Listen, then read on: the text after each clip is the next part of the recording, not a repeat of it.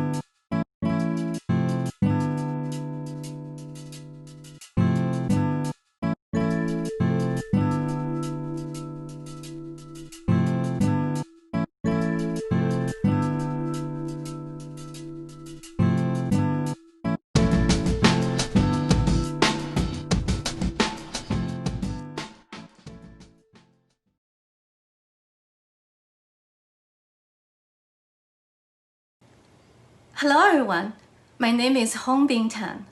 I'm an artist, landscape architect, and educator teaching art and design. I paint and draw with a variety of mediums. Watercolor is by far my favorite. My art is not just about beauty. I attempt to capture the special moments in life and the spirit of inspiring people and places. The Lost to be Found is a series of watercolor paintings I did recently. Most of my creative work in this series originated from my childhood memories and old photographs I took in China over 20 years ago.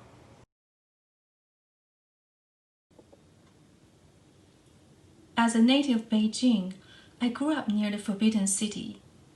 I witnessed how architecture in Beijing has gone through an astonishing facelift. Many of the old courtyard houses and alleys in the neighborhood where I grew up have been wiped out. I only find them in my recollections and through my artwork.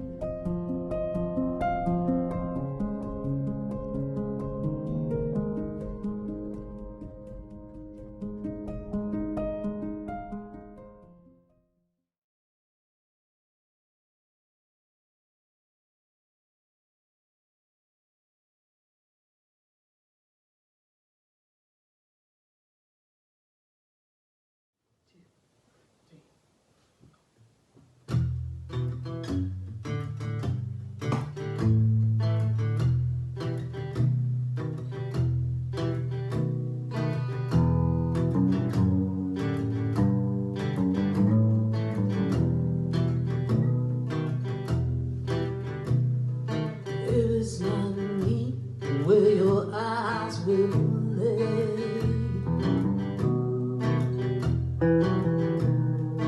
If it's not my fragile heartstrings you play.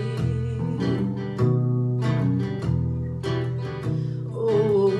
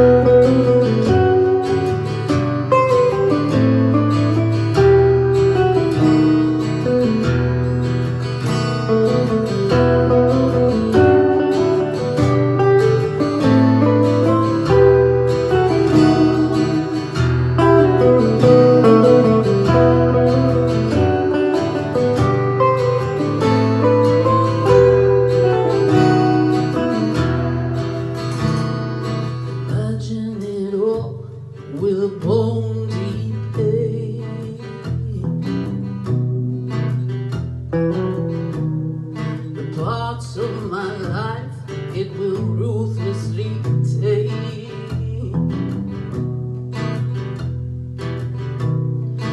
You're given something I can't shake.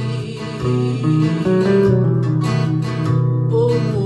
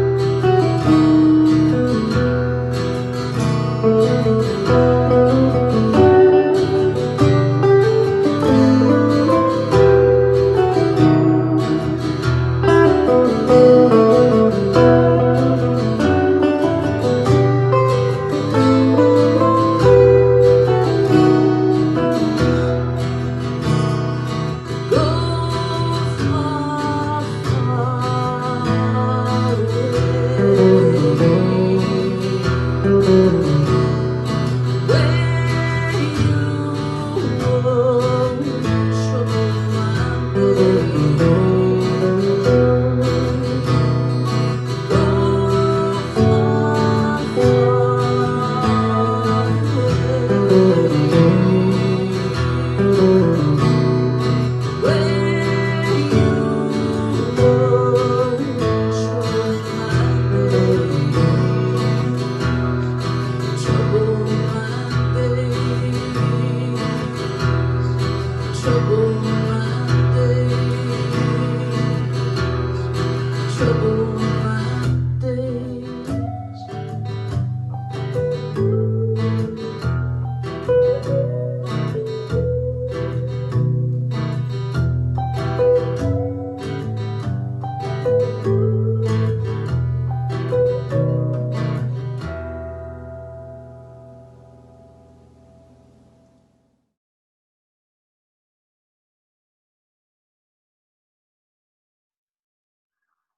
Good evening. My name is Rebecca Muller, and um, Thank you for joining us for the August Arts Night Out.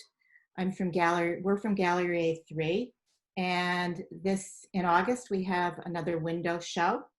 And the title of the show is Together in August, and it will be up from August 6th through 29th. The co-coordinators of this show are Nancy Marr and Jan Winston. And now we'll turn to Nancy, who will tell us a little bit more about the concept behind the title of the show. Thanks, Nancy. Sure.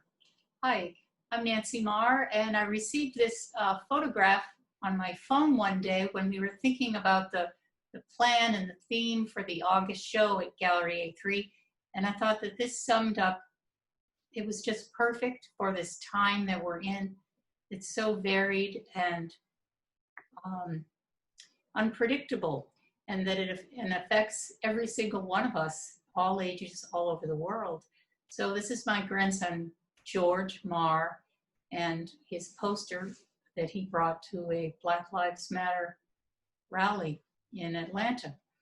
And during this time, I also have been working on a project that I've kept putting aside. It was about the Northampton's Mill River flood in 1874.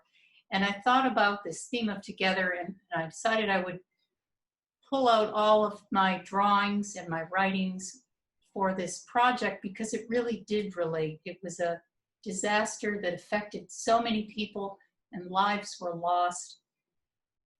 And I thought the idea of passing on from this world in danger and chaos was not unusual on a daily basis. And so this is the story of a fish. It's a coming of age story. I'm happy to stay home all day and draw and write. And this fish depends on the kindness of the mill girls that work in the Leeds button mill during that time to help her realize her dreams, to explore a different identity, a different daily life, to be useful, and especially the theme of kindness and sharing and helping each other through difficult times while inspiring, giving a sense of hope and optimism for children living during this time. And the book is Millicent is Magnificent. And so the drawings are sort of drawing themselves, taking on their own, they're just evolving over this uncertain time, and I'm happy to let them do that. There's no beginning or end right now, so we're just in it. So thanks. Thank you, Nancy. Sure. I'm going to ask each of you to respond to this question and introduce yourself and state the medium that you work in. But Keith, could you tell us how this time of social isolation during the virus and the very difficult social and political situations that have risen have impacted the way you make art and your art making? Back in January, I started a series of paintings exploring specifically space and color. And the paintings were large for me. They were 3 feet by 3 feet, and I normally do not work that large. And so I was exploring these concepts and ideas into, I guess, about the month of March, I think. And at that point in time, the pandemic the virus had really taken, hold on all our lives. And so it seemed that it was not a time to try and make a big statement, a large statement. And so I left that behind, those series behind, and began to make collages. And I've made collages for years. I have a lot of them, but they are much smaller. I mean, the largest one is 11 by 17, 14 by 17 inches, and some of them are smaller than that. And it seemed to me a time of closeness and intimacy, which I think the collages lend themselves to, as opposed to making, as I say, a large statement. And so I've been working on them, and I produced any number of series of them. And at this juncture, I have, probably close to 50, and I will probably continue to explore that for a while. Great. Thank you so much, Keith. Mary Ann Conley, could you tell us how this time of social isolation and the virus and the very difficult social and political issues have impacted your art making? Well, for me, I am quarantining. I'm completely quarantined at this point. And as I mentioned earlier, some people have been joking that this is a good time to see it as an artist residency and get a lot of work done. But I personally am not getting a lot of work done. And when I was looking through images for this show, I was thinking a lot about together as theme and wanting to look at pieces that I might have done with someone else or inspired by someone. And I found work with some of my favorite people like Helena Dooley and Dorothy Osterman, and this one is Evelyn Pye. We did a piece together, Evelyn and I, about wetlands. She painted, I photographed, then I photographed her painting and she painted from my photographs, and then I collaged some of these works. I really do miss, I think the hardest part for me about this is how much inspiration I actually get from collaboration or other people's work, and how much I love to see work up together, sort of in dialogue with each other. And so not having that, I think for a lot of people, but especially me, this is a time to find a new structure. So I have to find new structures to keep myself busy, because certainly I think the best way to stay healthy in a pandemic is to keep working, to keep creating. So, Thank you so much, Mary Ann. yeah. Tom, could you tell us a little bit about how this time of isolation, and the virus and the difficult social and political situations that have arisen has impacted your art making? Well, I must say I'm one who feels, unlike Mary Ann, I feel like it is an opportunity for an arts residency. I've had a good time, being home, and I've had various activities that I've been doing, artistic activities, but this image is of a work from 2006, so I can't really exactly connect it to sheltering in place. It's a fun piece. I thought it's called Stringfield Stratocaster. So, a Stratocaster is a kind of a guitar, and Springfield, well, I changed the T. If you see up in the upper left, it's Springfield, but with a T, so Stringfield. And then there's actually some wire strings on the piece, and collage pieces from found things like Springfield Union paper. Anyway, it was great to come upon this work, which is in a sort of out of the way corner. It has been. So here it is. Glad to get it out again.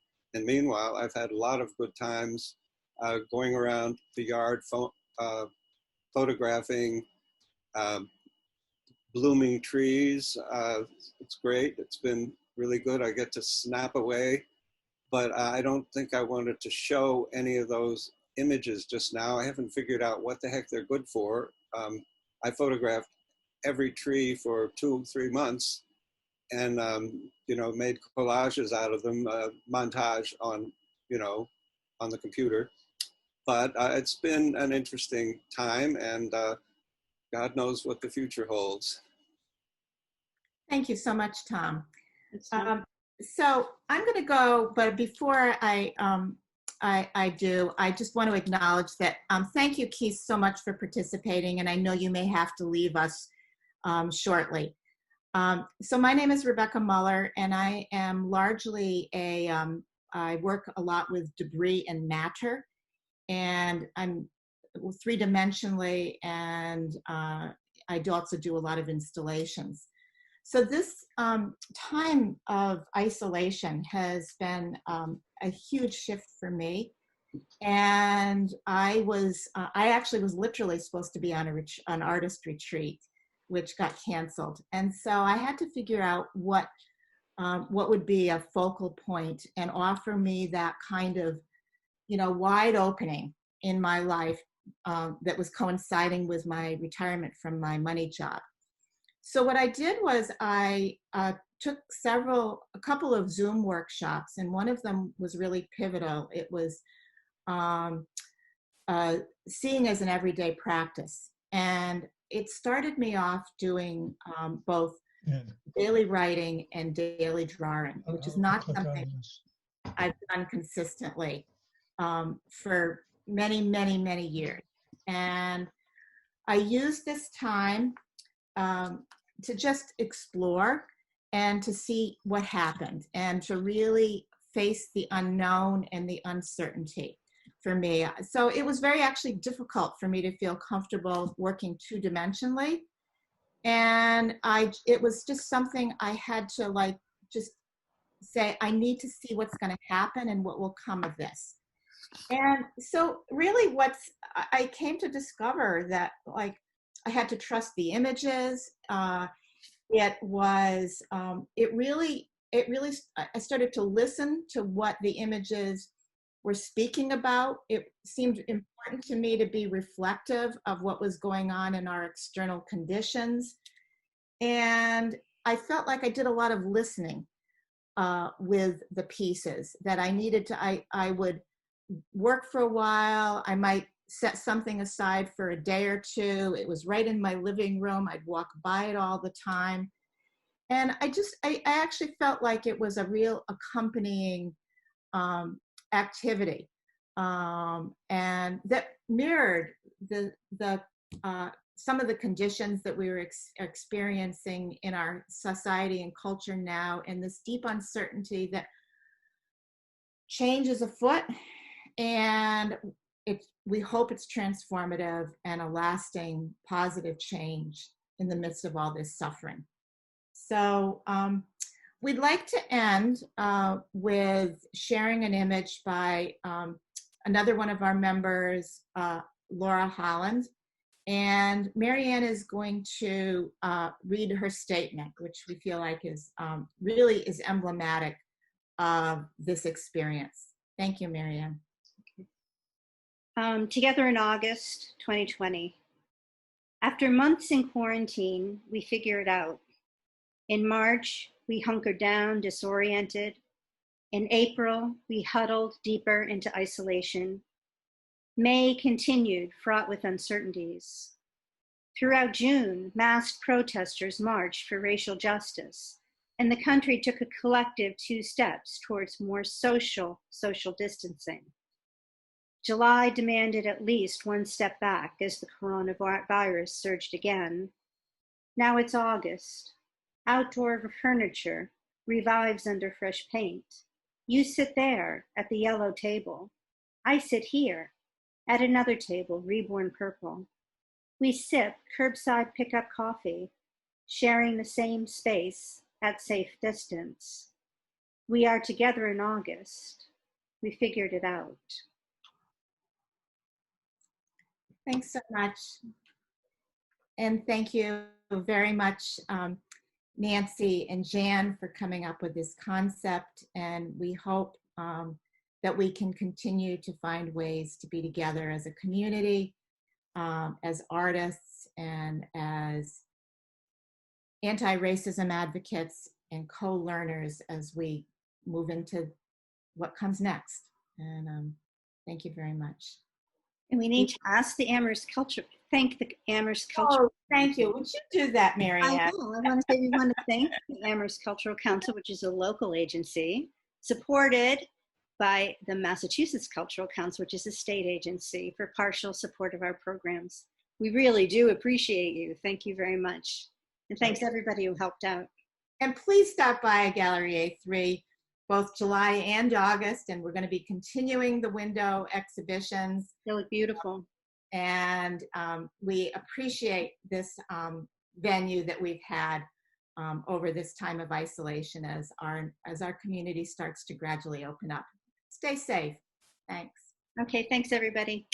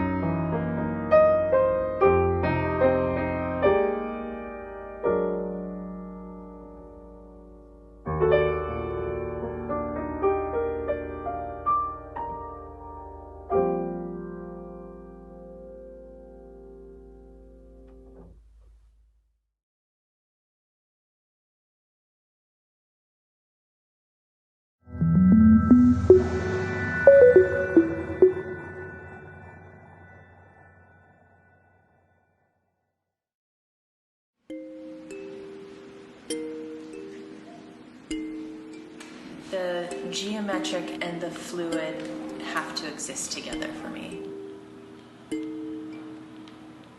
often when I will do like the initial phase, which is the pour and the watery, the messy, and then when that dries, you know, I have people say, oh, that's great just on its own, don't do anything. But that's not the moment I'm looking for. And I want to push into it and like press against it and weave into it like they're disparate elements.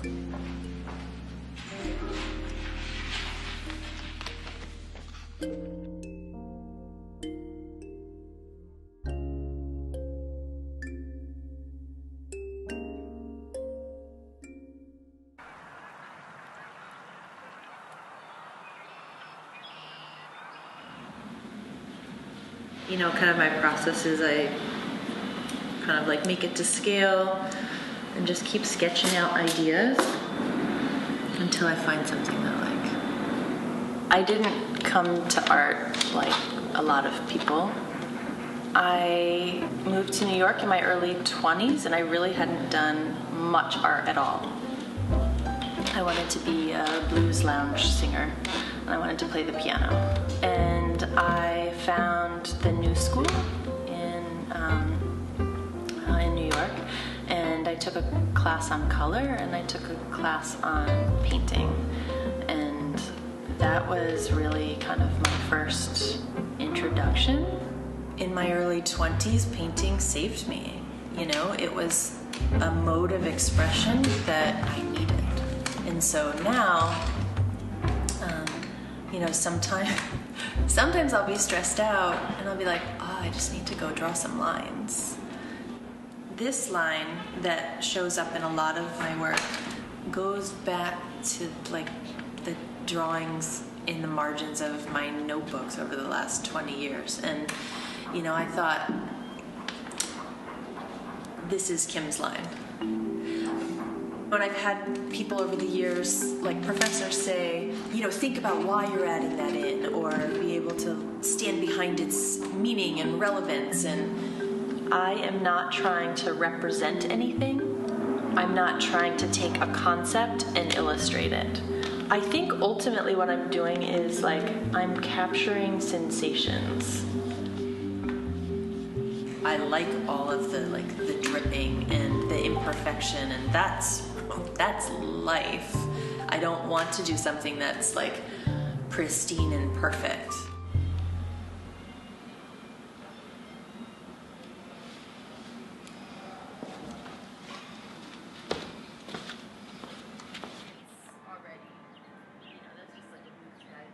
When I first started making art, it was a really private thing.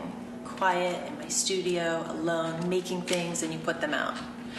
And then in 2008, I was an intern on the Sol LeWitt wall drawing project.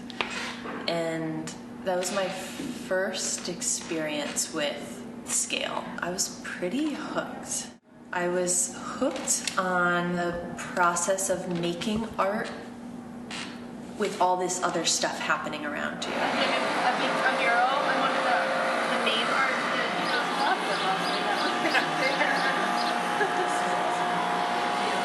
Like you had to deal with the person that wanted to talk to you for 45 minutes and you still needed to keep painting. You had to like deal with the process of it was looking like shit and everyone was seeing it in that process. All art goes through that, but when you're just in your studio, no one sees that part of the process. And I liked standing in front of it and feeling afraid.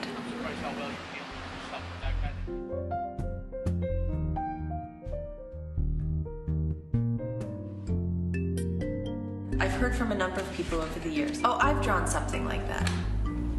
You could really take offense to that. Well, like, this is mine, like, this is, I've developed this, and I've realized in, you know, listening and hearing and seeing people's response to it is that it's this universal line people can identify with because it's human. That imperfection is the human, the biological. And really, I think it's just a metaphor for living. You know, like the things that make all of us unique and interesting that bump up against something maybe we're projecting or just the chaos of living. We're all trying to figure out how to have balance and harmony in the world. So I think of that when I'm painting,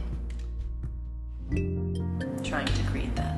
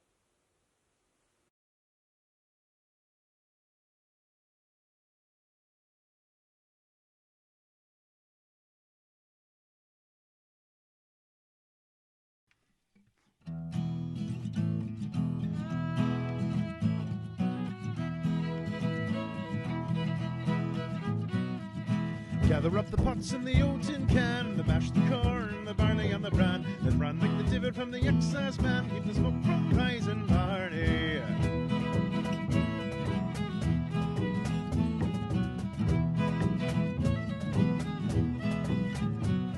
Now keep your eyes well peeled today, the tall, tall man, they're on their way. They're searching for the mountain tea in the hills of Connemara. Gather up the pots and the old tin can, the mash, the corn, the barley and the bran, then run like the divot from the excise man, keep the smoke from rising barley.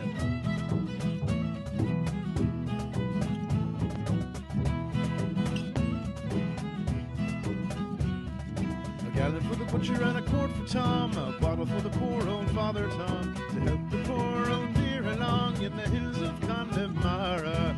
Gather up the pots and the old tin can, the mash, the corn, the barley and the bran, run like the divot from the excise man, keep the smoke from rising barley.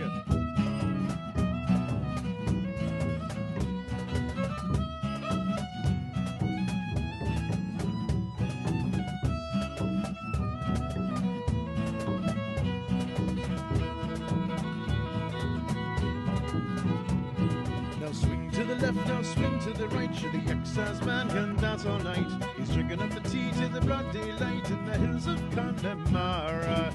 Gather up the pots and the old tin can, the mash, the corn, the barley and the bran, run like the divot from the excise man, keep the smoke from rising barley.